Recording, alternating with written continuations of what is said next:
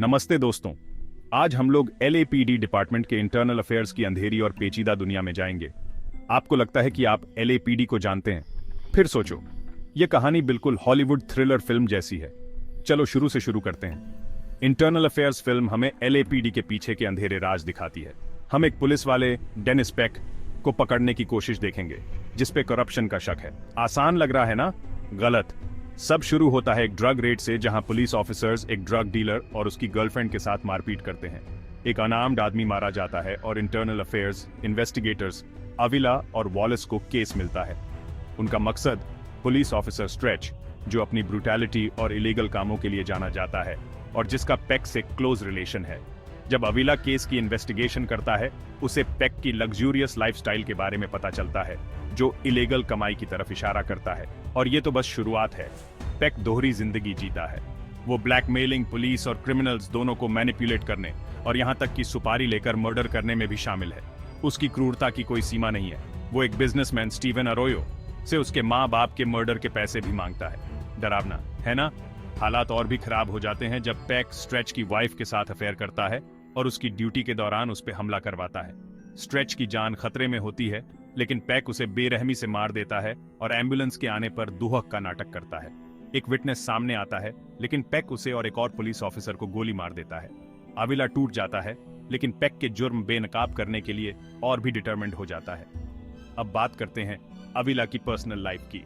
Pack को पकड़ने की उसकी चाहत उसकी शादीशुदा जिंदगी पर असर डालती है। पेक इन्वेस्टिगेशन के बारे में जानकर अविला को धमकी देता है और इशारा करता है कि वो उसकी पत्नी कैथलीन को बहका सकता है। ये धमकी और भी गंभीर हो जाती है और अविला को मेंटली परेशान करती है, लेकिन कैथलीन अविला को अपनी वफादारी का भरोसा देती है और उनके रिश्ते को फिर से मजबूत करती है। इसी दौरान इंटरनल अफेयर्स इन्वेस्टिगेटर्स को पेक के करप्शन नेटवर्क का एक अहम सुराग मिलता है। उसकी कई गर्लफ्रेंड्स के पास प्रॉपर्टी है जिसे पेनी स्ट्रेच मैनेज करती है।